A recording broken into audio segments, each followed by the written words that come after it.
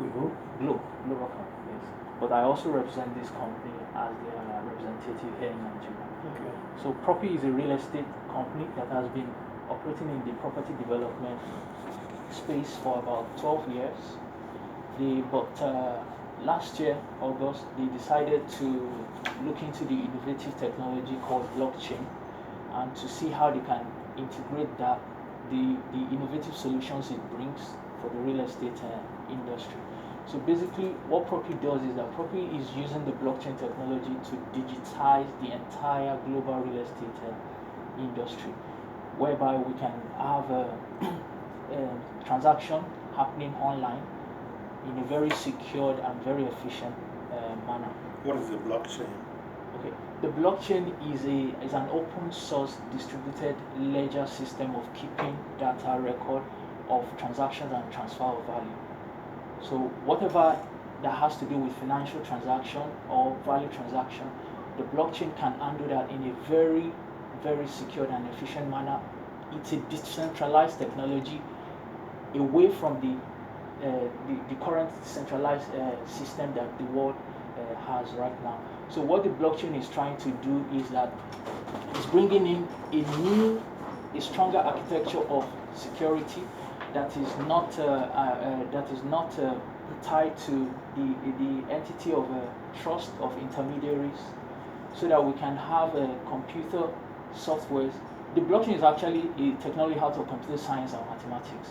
So what it's doing is using cryptography and the decentralization of information to enable transfer and transaction of value. So what the blockchain actually uses uses encryption of information to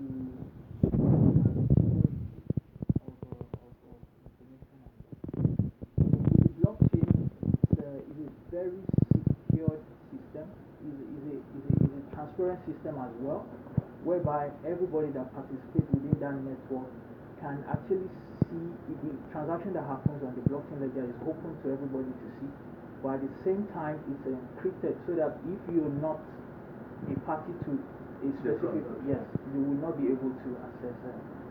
So it also moves away from the centralized architecture of the world, whereby we have human entity being the custodian of trust, because before transaction can happen between parties that doesn't even know themselves, they need an entity of trust, just the way the banks operate, that stands as a trust intermediary for parties transacting between themselves. So, but still, when you look at that, the idea is that the centralized nature of it does not still guarantee utmost security, because if an influential entity or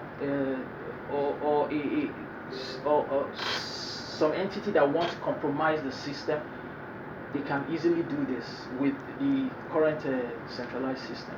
But with the blockchain, because it is not centralized in a particular infrastructure, it is spread across different nodes across the world, whereby each individual participating in that system is a node that keeps a copy of the information or the data that is recorded on the blockchain ledger. How do I mean, sir? What I mean is that when you look at the architecture of the bank, they have a central structure, and all the information and data, the transaction is kept in that.